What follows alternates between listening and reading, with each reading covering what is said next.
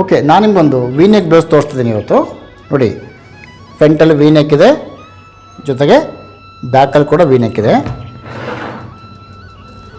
Okay, ಇದು ಫ್ರಂಟಲ್ಲಿ 6.5 ತೊಗೊಂಡು neck ಬಿಡ್ತು, ಬ್ಯಾಕಲ್ಲಿ 7.5 ತೊಗೊಂಡಿದ್ದೀನಿ. ಟೋಟಲ್ ಶೋಲ್ಡರ್ 10 ತೊಗೊಂಡಿದ್ದೀನಿ. 10 ಇಂಚಸ್ ಶೋಲ್ಡರ್ ಕಟ್ ಮಾಡ್ಕೊಂಡು ಆದಮೇಲೆ ಬ್ಯಾಕಲ್ಲಿ 7.5 ತೊಗೊಂಡಿದ್ದೀನಿ, ಫ್ರಂಟಲ್ಲಿ 6.5 ತೊಗೊಂಡು ಇದು ಕಟ್ ಮಾಡ್ಕೊಂಡಿದ್ದೀನಿ ನಾನು. ಇದು ಡೀಪ್ 9.5 ಇಂಚ್ ಇದೆ ಫ್ರಂಟಲ್ಲಿ. ಸೊ ಬ್ಯಾಕ್ ಡೀಪ್ ಕೂಡ ಅಷ್ಟೇ ಆಲ್ಮೋಸ್ಟು 12 ಇಂಚಸ್ 12.5 ಇಂಚ್ ಡೀಪ್ ಇದೆ ಇದು.